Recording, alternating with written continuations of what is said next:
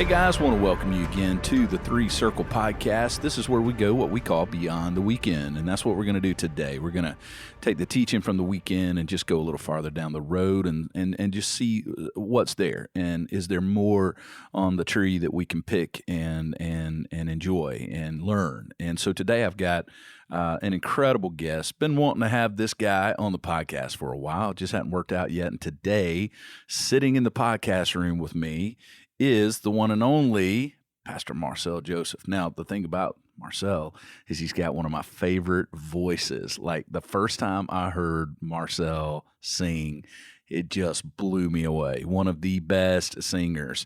But behind that voice, behind that big, powerful voice is a leader, a husband, a dad, and a shepherd, a real pastor.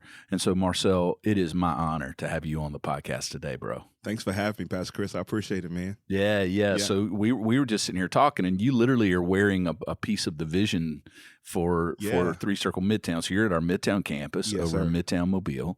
And tell us, I think, what language am I looking at here on the t-shirt? This is Espanol or Spanish. Right. Yep. And it says, todas las razas, todas las clases, todas las personas. Which means? All races, all classes, and all people. Yeah. And that's a mantra there at our Midtown campus, just considering the context that we're in, being, in the most diverse area in that 5 mile radius, and it being such a melting pot, if you will. Right. And so just wanted to have some clear messaging to welcome all people to our campuses, man. Or to our campus, I love it. So good to have you on the podcast. We are in the middle of the Thriving in Babylon series. Yeah, it's been great too. Children of Israel wake up in a new world. Mm-hmm. And I think we feel the same way sometimes, right? Man. We're like, man, we're waking up in a world we don't recognize. The culture's kind of running off a cliff, it feels. And But I think, Marcel, sometimes we use the word unprecedented, and it's really not. Like we misplace and misuse that word. That's good.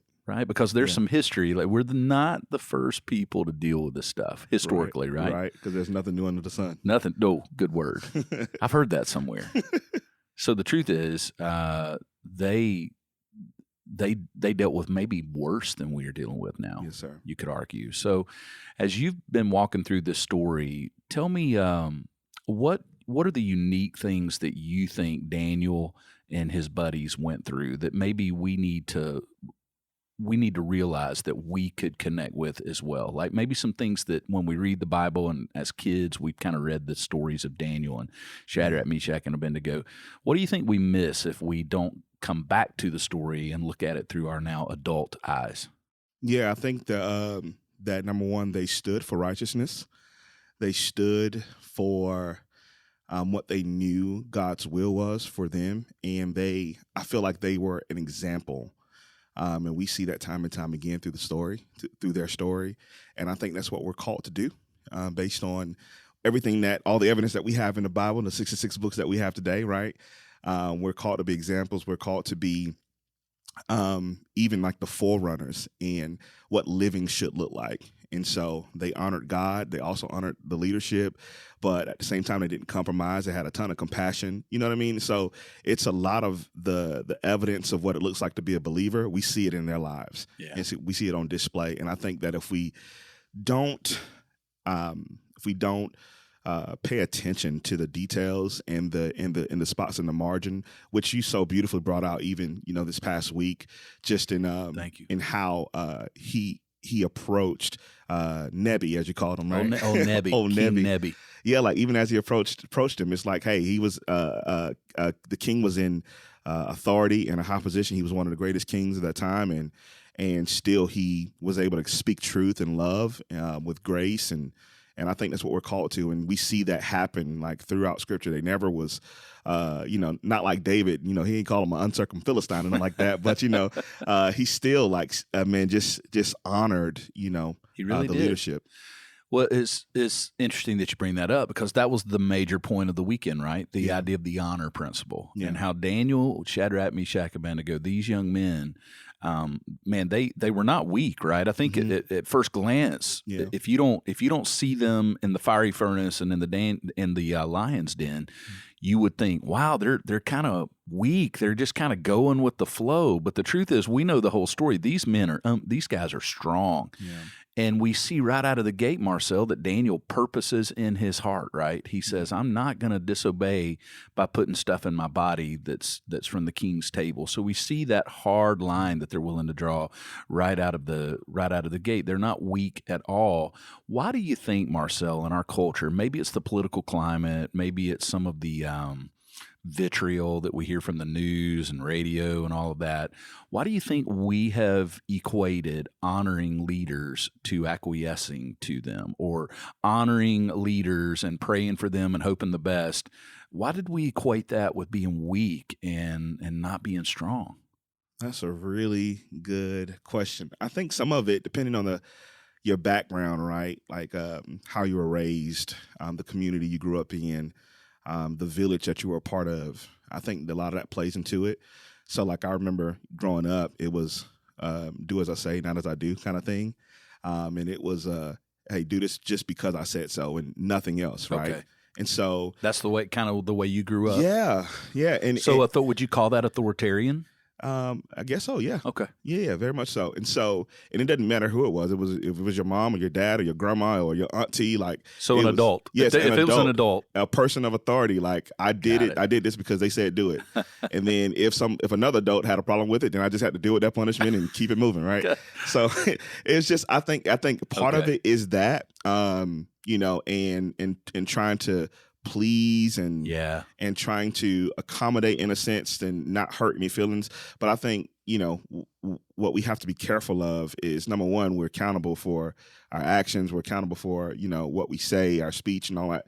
And we have to be very careful, especially professing to be a believer, a Christian person who is a Christ follower. We have to be careful not to let that impede on our faith, right? We can't let it alter our profession. Yeah. We can't let it alter the way we live based on trying to accommodate or appease or acquiesce, as you talked about earlier. Yeah. Like we can't do that. And so, but I think a lot of it stems from, to answer your question, background, upbringing, understanding of what it means, Yeah. And so maybe even something like on our parents, to a degree, on what honor meant. Honor meant to obey. That's what it meant. Like, you going to honor me in my household. Like, that meant to obey me. You going to do what I say. And I think the way that you broke it down on Sunday, like, and even in past times, because you've talked about this before, but even honoring at this age, being an adult, having a family of my own, like me honoring my mom or my dad. You don't obey your mom. Obey them. Right. So what is, we talked about it a little bit, but in your mind, as you get older and, Marcel, what are you like, 23 now, 24? Oh, no, sir. I'm 36. I appreciate you. I'm here.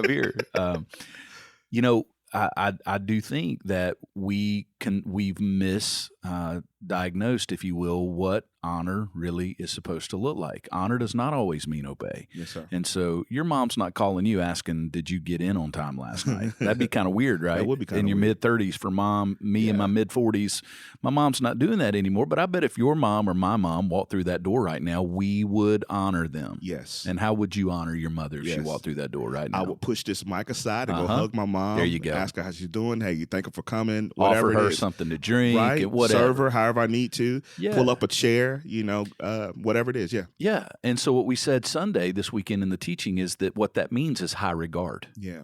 Honor means, it can mean different things. It can mean obey. I think a 12-year-old in the home obeys parents, right? Yeah. That does look like that. Yeah. But at 36 and 46, when our moms come in the door, obedience isn't what honor is. Mm-hmm. It's holding in high regard. Right. And I think that, Marcel, that seems to be what Daniel, somehow that young man and his buddies, they figured it out, man. Mm-hmm. Nebuchadnezzar was about as wicked as you can get, and you can look under the hood of the history of that thing. Yeah. He was brutal, and yet Daniel was willing to show him this honor. Mm-hmm.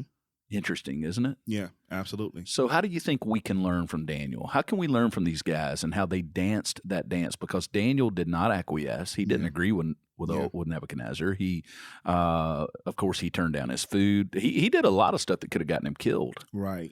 But still, somehow, every time he spoke to power, if you will, wicked power, he did it with this edge of honor. How can we learn from them for our day? I think learning how to be firm, but not antagonistic. That's a good word, man. You know what I mean? What do you mean by that? What do you mean by firm and antagonistic? So typically when you think about, so I spoke about this on social media one time before, but when I was a kid, we'll go to the playground, we'll be getting into fights and all that stuff. But before we got in the fight, it would be like, I'm assuming you won the fights. Oh, always. You know what I'm saying? I never lose. I've definitely lost my fair share. But, we would go to the playground, and if we saw somebody we had a problem with or we were offended or whatever, we would, draw a line in the sand and say, if you step over this line, then we're going to have to go. Right. And so that meant we're going to have to throw hands. And so all of that said, I think we take that mindset into adulthood and specifically into our, Christianity. And it's a very antagonistic approach. Totally. You know what I mean? So it's like, I'm drawing this line, but I'm drawing it so that you can step over it so I can fight you. Yeah, it's like we want to fight. Right. And it's like, so instead of doing that, it's like, how about I just let you know, hey, this is where I stand. And I still love you, but this is where I'm going to be. Yeah, you know what I mean? Good word. And it's like, it's not me trying to provoke you into offense or into a fight or into a verbal war. No, it's none of that. It's like, hey, no, this is where I am because of the God that I say I love and I serve. But at the same time, I'm still called to love you. So how can I love you? How can I do both, right? Right. How can I do that, but still not compromise my faith, not compromise who I am in God? Yes. And boy, that is harder than it, right? It's harder than it seems. It had to have been hard for them. Yeah. Absolutely. It had to have been a struggle, but yet, and I'm sure they didn't do it perfectly, but we get example after example in the story of Daniel of these guys kind of getting it right. Right. Have you ever heard this statement? I know that my wife and I do this sometimes, Marcel. You and Whitney may have had this happen before, where my wife looked at me and said, "Hey, it's not what you said, it's how you said it. Yeah. Tone matters." Yeah. I think what we get kind of bleeding through the scriptures here is we get a tone from Daniel. Mm-hmm. He speaks truth. Like we saw it this past Sunday. He tells Nebuchadnezzar when he has the dream that Nebuchadnezzar's about to lose his mind. Mm-hmm. He's going to end up out in the field like a beast. It's crazy. He total nervous breakdown, right? Mm-hmm. Daniel knows it's coming and literally tells Nebuchadnezzar, this wicked king, he says, "I wish this wasn't happening to you. Right. I don't want this for you." So much compassion. So much compassion. And we would look at that today, I think, in our echo chambers, in our vitriolic and divided world. We would look at Daniel and go, "You're weak. You shouldn't care for that guy." And yet he did. Yeah. He did. But in the next breath, we see him say, "And by the way, Nebuchadnezzar, the reason it's happening is because you're wicked. Wow. You're evil. Wow. You're a sinner." So right there in one little breath, we get Daniel saying, "I love you. I care for you. I don't even want this to happen for you. Yeah. But here's why it's happening." Man, that's grace and truth, isn't it? Yes, sir. I think too, like the thing that we have to remember is that, Daniel didn't have Jesus yet, right? And so he had Yahweh. He had the God of who would kill you if you weren't, righteous. If you or weren't, at least that was the viewpoint, right? That was the viewpoint, right? So he had that understanding, but still he had a relationship with him and understanding that, man, I could have been truly dead right now. Yeah. But God showed me grace and showed me compassion. And I think when you go through things, and I was talking about this with our small group this past week, is that when you go through things and you see and you experience the grace of God, the love of God through it, you're able to have compassion for other people who you find in that same spot. And so even though Nebuchadnezzar was this wicked guy, we've all been on the side of wickedness at some point in our lives. Well, that's so good. You Marcel. get what I mean? And so he was able to see that and say, man, I don't want that for you. This is why I serve the God that I have. So I don't, you know what I mean? I think there was a level of compassion that he had, just perspective wise. And if we could just realize the grace and the love and the compassion that the Father shows through us, even after Jesus, right? Now that we have Jesus who has gone to the cross and been the ransom for our sins and all of our wrongdoing, we have that. And if we don't realize it, if we truly realize it, let me say it like this, if we truly realize it, then I think that would prompt us and push us to show compassion in exponential ways and big ways to people who even don't look like they deserve it. Yeah. Well, that's a really good word, man, because we're never going to forgive anyone of more than Jesus has already forgiven us. Yes. So we do everything under the shadow of the cross, which we have such clarity on. Sheesh. That's good. But Daniel, to your point, God is unchanging. We believe in the immutability of God, meaning He Mhm. doesn't change. God was the same God then, and wow, I have never, like you and I didn't prep for this. Right. I've never thought about that, Marcel, and you have pricked my heart and my mind today with your words.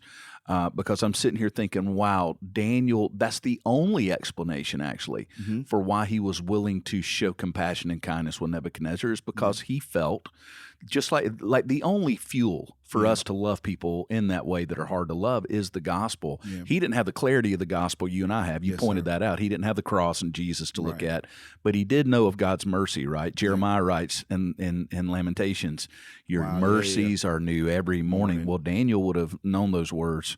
Amazing. Tell me this, Marcel, in your own life, how, because man, you're a dad and a husband, and you got an amazing family, and you've been in ministry for how long?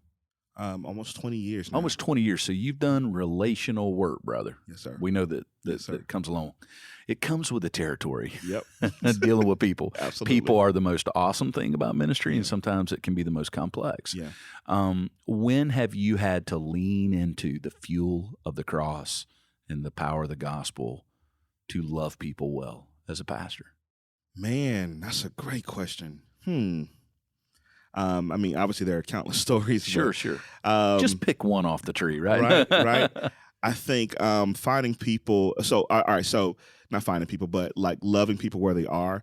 I've had situations where there was a guy who came to me, and he was like, "Hey, man, I'm failing," and I know that by all the other encounters I've had with people of faith, that this is going to be a very hard thing for you to be able to look at me the same after I tell you this. Okay.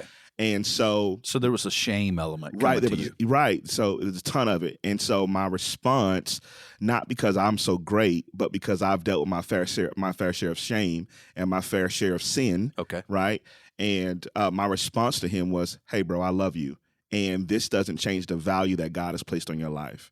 Mm. You get what I'm saying? And so, totally. and that was able to help him understand how the church should respond to sin and people who find themselves in sin, but specifically how to love people well and not shame them even more, because they're already dealing with the shame part of it. Totally. They're already dealing with the disappointment, like they're dealing with the guilt, and all that stuff. And so, who am I to put more guilt on them? Who am I to try to condemn and over assess the situation? It's like, hey, it's sin. It was wrong. You knew better. But I'm gonna tell you this: I still love you, and we're gonna come up with a plan to help restore you and to hold you accountable. And I'm gonna be there, because my objective, more than a pastor or a leader, my objective is to be a good brother. Yes. That's what I want to be. I want to be a good brother. And so all that being said is, how can I be a brother to you in this moment? And I think, so that's one of the ones that kind of stick out to me, where I was able to respond, not because of me being so great, but because of what I had experienced from God, like in my own walk, through all the things that I've come through and all the things I've been delivered from and all the things, all the ways I've been covered. Sure. You know what I mean? And that's part of having a good community, of brothers and sisters around me. Obviously having my wife, who is, she'll tell you you're wrong right to your face, that kind of deal. But like having people like that around you. Also an to love amazing you. fashion designer. Yeah, she is. You married a very talented lady. Yeah, she's beautiful and talented. Y'all are like a power couple, man. Really. I mean, it's just the appreciate that, creativity man. just oozes out of the room when you are in there, right? From fashion, style and all that, to songwriting, the singing and all. Are your kids? Are they all very creative? My son can hear a melody and it'll stick with him for days, and he'll go pick it on the piano with no help from dad. Right. My daughter is into music. She's producing her own music. Come on now. She sings How old is really she? well. She's 14. Wow. And my son is 11, and they're just super creative. So both of them are, into the arts as far as the painting and drawing and things like that. it. But they also are very much into music as well. And Beautiful. so, whole family, man, just super creative. Well, on that note, as a dad, because I know how serious, all I have to do is be around you for a few minutes, and you're going to talk about your family. Yes, sir. And then I have had the pleasure being around you and your family. Yeah. And it's obvious that number one on your list is getting that right. It's God and then your family, man. Absolutely. And I love that. And how does the story of Daniel, Marcel, inspire that part of your life? Yeah. How do you look at? Of course, Daniel never got to be a dad because of what was done to him, obviously. Yeah. But he left a legacy, man. Like we can kind of follow his lead in a way. How are you trying to live your life in a way that kind of, if you will, blazes a trail for your own children to walk on, where they go, hey, I watched my dad live faithfully. I watched him live in his own version of Babylon and do it well and honor God and honor others, but also stand for truth. What are some of the things you're hoping your kids get when they look at your life? Man, consistency. Okay. Consistency. Like I want them to see that dad was the same at home as he was, in public. I want them to be able to testify to the example that I tried to lead and lay out for them, and to eliminate the pressure of having to be, a pastor's kid or whatever. Like, but just saying, hey, like we're charged to be believers, and if you can get that right, then everything else will fall in line. Okay. So, eliminating them of pressures of being a PK, but also like just having conversations. PK, pastor's kid. I got some of those. Yeah. Right. And so, but also like just having conversations with them, because we're in a time where the beveled sin or the highlighted sin of this dispensation is homosexuality or whatever have you. And with that in mind, it's like, hey, we have conversations about it and say, hey, you can still love people because they're still people who are just choosing a sinful thing, but it doesn't mean we discard the people. So you still can be friend, you still can love, you still can welcome. So you're them trying in. to teach your kids how to be in this world, yes, but and not still of love it. them, right? Yes, Still sir. love the people. Yeah, absolutely. Good word, man. That's a really good word. And you're hoping to model that for your kids. Yes, with all you said consistency. Yeah, that's a big deal, right? Because I think that, I know as a dad, and you and I both are coming from the same angle. We happen to be pastors, and our kids. I think if our kids see us wearing two different hats, and they go, "Oh, Dad's different when he's out there or up there on that stage," and then he comes home, and oh man, he's a different guy. I think that becomes, and you and I probably have both heard the horror stories of other adults that grew up in a pastor's home. That when that is the case, when there's like a dichotomy of character. Man, it becomes so destructive. Yeah. And so I'm with you on that consistency thing, man. I want my kids to see that, even in my imperfections. I want them to know, I've always said I want to be the lead repenter in my home. I want to be the first one to go, I blew it. Chris. Have you seen that in your own home? Oh, yes. I've lost my temper, at times or whatever. Come on now. Like just, get in here. And it's like at the end of it, it's like, hey, guys, I'm sorry. I did not have to be that extra. I'm so sorry. Number one, you didn't deserve it. I was frustrated, and here's why. But at the end of me admitting and asking for their forgiveness, I let them know, hey, this is what I expect going forward. You know what I mean? So that way, because I'm also a firm believer that discipline without instruction is abuse. Oh, good. That's good. You know what I'm saying? And because all that is like retributive. Like, what did I even do here? Right. Yeah. And so it's not fair to them if I never had a discussion with them about it and all that stuff, if I just blow up or whatever. And so all that to say, I've had to repent to them, but I also have just so many conversations with them to try to give them, because I'm not raising kids, right? I'm raising adults. Yes. Like they're going to be Who are they going to be at 30 years old? That part. And imagine, I mean, if it's becoming Babylon-ish right now, what's it going to be 20 years from now? Yeah, man. We got to get them ready. It's so scary because when my daughter was born back in 2008, I told my wife, I looked at my daughter in my hand and said, I'm so sad because I know that when she gets to be a teenager, that the things that are kind of under the radar right now as far as sin is concerned, or things that are being glorified, if you will, they're going to be so normal at her age. And she's going to have to choose to choose God in a way more difficult environment than I had to choose God, And you were right, by the way. Yeah. You nailed it, because it is a different world. Yes. But the thing is, man, we have hope. And I think that's the thing the Daniel series has given us, right? Yeah. Is that those young men, they went in there and they were shining light in the darkness. Jeremiah's roadmap he gave them for when they get to Babylon, he's like, don't walk around like you're defeated. Right. What did he say? Build houses, plant gardens, stay a while. Live, man. Yeah. Live. And so I think that on one hand, I go, man, what about one day my grandkids are going to grow up in a world like this? And I think God has convicted me of that, honestly, Marcel, through this series. You know, the best, if you want to learn the Bible, teach. You know, I always tell people that because it forces you in. Yeah. And preaching's been the greatest gift for me for my own spiritual life, because as I unlock the scriptures and teach to others, it's teaching me first. Yeah, you got to eat it first. Oh, brother, got to eat them. You got to taste what you're cooking, man. Yes, sir. But here's the deal. I'm convicted because I've been that guy. And the Lord, to me, has revealed through Scripture, I need to stop talking like that. I need to realize that God has sovereignly put me here now, and my kids and my future grandkids. Yeah. He has sovereignly put us on this planet right now, just as sovereignly as he placed Daniel and those boys in Babylon. Sheesh. To shine a light. Can I ask you a question? Please. So, you knowing the story of Daniel and the 3 Hebrew boys, no, as we like to call them, because we don't like to say their names over and over again, right? Right. So, as you consider that, like you being a lead pastor of a fairly, big church and being pretty influential in this area, like how does that encourage you to stand even in your position with the influence that you have? Yeah, that's a great question. For one thing, I really understand that whether I chose it or not, God has put that influence in my hand, and I better be, number one, really careful about it. Man. Right? It can never be self-serving.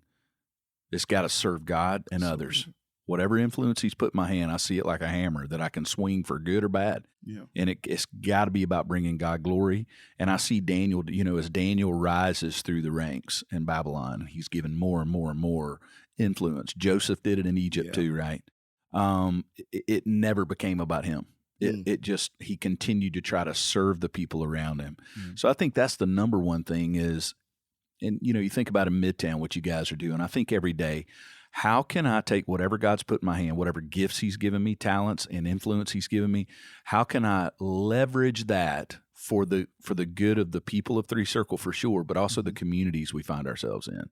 And that's what has challenged me. As I look at Daniel, I'm like, this guy had it way tougher than me, because I get upset about a critical email. You know what I mean?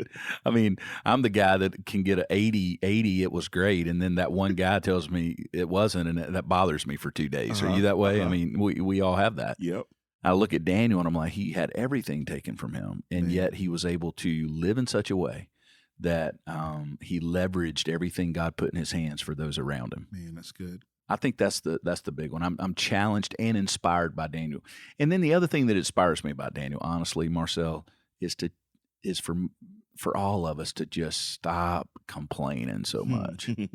Because I think we live in a complain culture, bro. Yes, sir. Where everyone, if you listen to the news or jump on Twitter, it is the most negative place. Like everyone's a victim and everyone's. It's horrible. Everything's bad. Yeah. And I look at Daniel and I'm like, man, this guy was getting up every day in the worst of the worst situations. Yeah. And somehow making the most of it for the glory of God. That's inspiring to me. That's so good. Even as you talk, like I heard this phrase that even the bad news, all the bad news that we get and we see are indicators of how to love our world.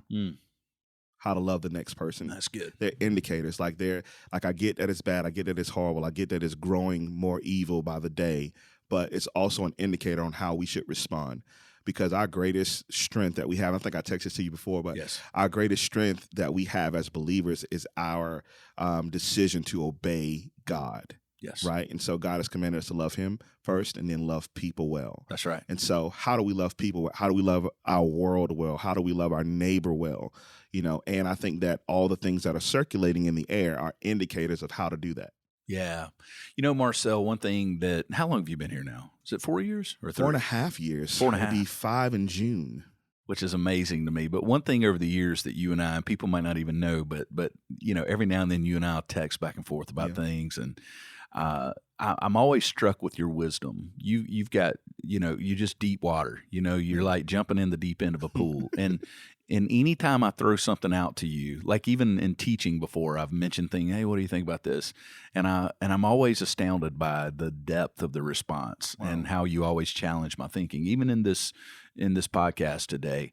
Where did that come from, Marcel? Where did this little this wisdom that you bring to the table when you talk about things? Because you you don't answer quick. One thing about you is that even in conversation, you think, you ponder. Did that come from a parent, or did it come from a grandparent? Where do you find that? I think it came from seeing a whole bunch of people do it wrong. Okay. Right. And so I tell people a lot. I've seen a lot of people do it so wrong, and so I've learned a lot of what not to do. And I want to make sure that I'm not, or at least I'm stewarding my influence, I'm stewarding my words, I'm stewarding my life, the best that I can. And now, mind you, just because I had a lot of people to do it wrong doesn't mean I didn't have people to do it right, right? Yeah. And so I have my ex-pastor, who is also my cousin and my best friend. Okay. He's a thinker, man, and he Really? just challenges the crap out of me when it comes to my faith, but also just, context and versus or connotation versus definition. Yeah. And so I'm very word conscious, Okay. and it's just a part of who I am. Obviously, I'm a songwriter, so Yeah, words matter. Yeah, you you and I both like words. Yeah, man. Huh. Yeah, I think they're. But you're beautiful. a communicator though at heart. I mean, you're communicating through music. You also are a great speaker, and words really do matter. And it seems to me when we look at the story of Daniel, he was pretty careful with his too. Yes. He understood the environments Yeah. that he would find himself in. So good. As a young man, he realized, I'm not going to eat this food, but I'm going to go to the head eunuch, Mm-hmm. the boss man, and kindly ask him for permission to not eat it. Wow. Boy, that is being wise, isn't it? Sheesh. Yeah. Because don't you think if he goes in guns blazing, I'm not eating this food, and you guys Right. are a bunch of terrible people, like you mentioned about David, I'm not sure the Davidic approach would have worked. No, not at all. I don't think we get the story of Daniel. And why do you think slowing things down can help us maybe in our marriages and everything? Because Daniel seemed to slow it down a little bit and go, hey, I'm not going to be hot under the collar here. I'm going to treat people well. Let's see where that leads me. Because I think often we move so fast in marriage and parenting and relationships. If we just slow it down a little bit, be slow to anger and high honor, it tends to open doors more than shut them, doesn't it? Mm-hmm. It does. I think that's good. I think it's important to slow down. Number one, rather. I said number two, like I had made a first point. Well, Isn't that funny? Now you can bring the second one. Right. Well, your mind was already on the second one. Right. There it is. So number one, I think that the Bible is clear. Be slow to wrath, be slow to anger. And as a matter of fact, he gives us the permission to be angry, but to sin not. And so I think being aware of what you're saying to make sure it's not abrupt and offensive. Yeah. That I think that's critical and vital, and something that in this dispensation we just don't see a ton of care with our words. Yeah. And that's something that God instructs us to do very carefully. Okay. And the second thing, number two, Here we go. number two is I think that it puts us in a place where we can be received, because if it's intentional, right? If people see that we're trying to be intentional, Yeah. they're more receptive to the intentionality. Which should be the goal, right? Yeah, man. Communication is not just me getting it out of me. Yeah. It's trying to get you to actually hear it. Yes. And consider. And so That's good. So all that being said, I think that those are things that we just need to be mindful of. Yeah. Number one is just, I don't know, if I always think about this, what if God responded to us the way we respond to other people? Yeah. Lord have mercy. You know what I mean? Like, Yeah, that man, would be good. and to make it more personal, like, what if God responded to me the way I want to respond to other people? Most times, because my first thought oftentimes isn't what comes out of my mouth. Yeah. You know what I mean? Because you have So to slow true. down. And so, We've been shown so much grace, haven't we? yes, that part. Man, Marcel, it's been such a pleasure to have you on the podcast today. Thank you for helping us go a little deeper Yes, sir. into this. And if folks want to check out what's going on with you, not only could they head over to the Midtown campus on any weekend and just be a part of something awesome, but you guys have a music division with some pretty cool stuff going on. Yeah. It's called Wave. Yeah. And there's some pretty cool stuff happening there. And what's the latest release? Well, I love this on Water that you guys did. Have you released anything lately? Not lately, but we're working on something for the Christmas season. So Very cool. Yeah, stay tuned. Stay tuned. Stay tuned. They can check that stuff out at 3 Circle Music and at Spotify. Is that right? Yes, 3 Circle Waves on Spotify. Cool. And if you go to the 3 Circle Music website, they have There a it little is. link for us. You know what I'm saying? Yeah. Thanks for everything you do, man. We love and appreciate you. Absolutely. Likewise. Thank you for having me. This has been fun. Yeah, it was awesome. And guys, wherever you are and whatever you're doing, we don't know what's going on in your life right now, but our hope is, Marcel and I, is that not only the messages from the weekend, but even this podcast today would stir your heart and your affection for Christ, and that you can wake up every day with hope, even in our version of Babylon, and know that God is still on the throne, and that we can be people of truth and also people of honor. We can do that at the same time. God wouldn't ask us to do it if he could not empower us to actually pull it off. We can. It's just, will we? Will we seek him and trust him in it? So continue to move forward with that, and we hope it's been an encouragement to you. We'll see you here, same place, about midweek every week. This thing's going to drop, and it is called Beyond the Weekend right here at the 3 Circle Podcast.